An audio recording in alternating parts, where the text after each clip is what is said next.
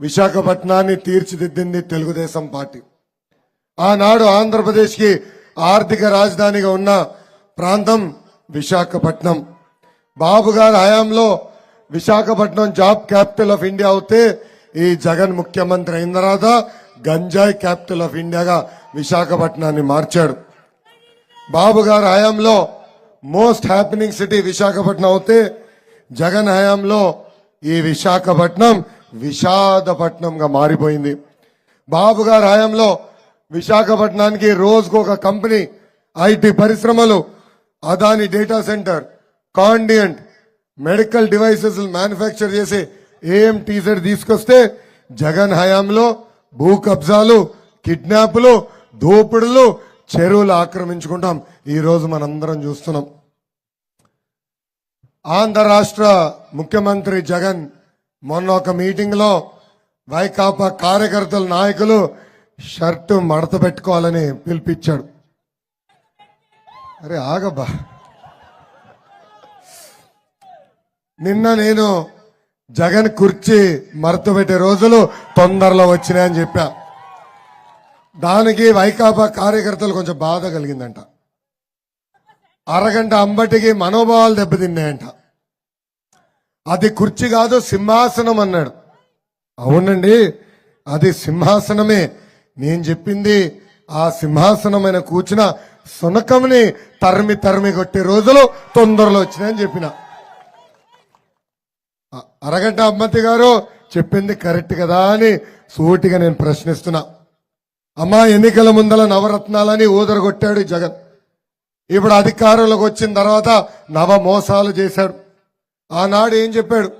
సంపూర్ణ మద్యపాన్ నిషేధం చేసిన తర్వాతనే మీ ఓట్లు అడుగుతా అన్నాడు. మద్యపాన్ నిషేధం చేశాడా తల్లి? చేశాడా? ఇప్పుడు ఏకంగా ఊరు కాదు కదా, వీధి వీధి మద్యం పారిస్తున్నారు. ప్రభుత్వమే దుకాణాలు పెడుతుంది, భూమి దుకాణాలు. అక్కడ ప్రభుత్వ ఉద్యోగస్తులు నియమిస్తారు.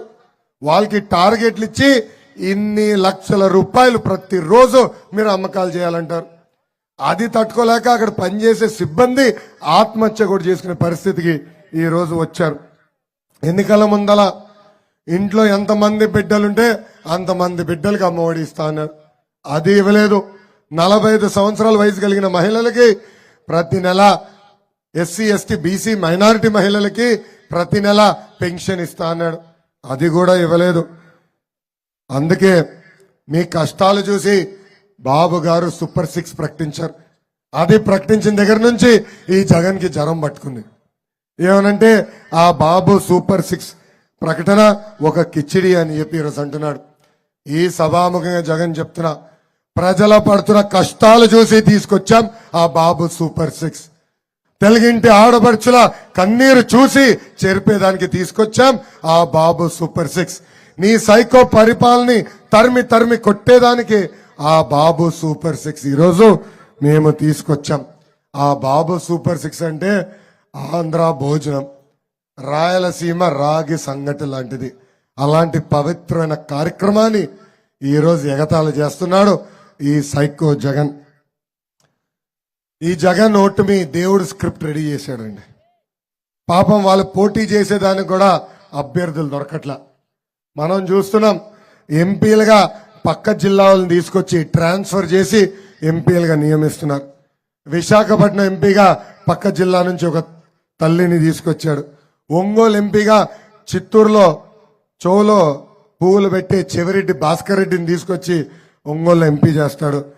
ఏకంగా నర్సరావుపేట ఎంపీకి బెట్టింగ్ స్టార్ అనిల్ యాదవ్ ని నెల్లూరు ప్రజలు చీపో అంటే తీసుకొచ్చి ఇక్కడ నిలబెడతాడు.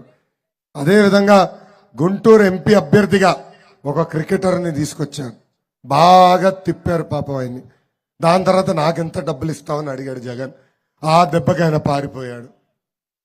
ఇంకా కర్నూలు ఎంపీగా సొంత మంత్రిని నిలబడమంటే నాకు వద్దురా బాబు అని ఆయన కూడా బాయ్ బాయ్ జగన్ అని చెప్పే పరిస్థితి.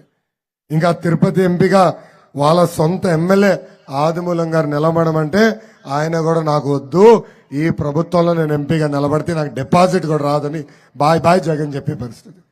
ఇంకా 175 నియోజకవర్గాల్లో 75 స్థానాల్లో అభ్యర్థులు లేక ఈ రోజు జగన్ ఇబ్బంది పడే పరిస్థితి ప్రజలందరూ చూస్తున్నారు. ఎన్నికల ముందల జగన్ బీసీ సోదరులు బ్యాక్వర్డ్ క్లాస్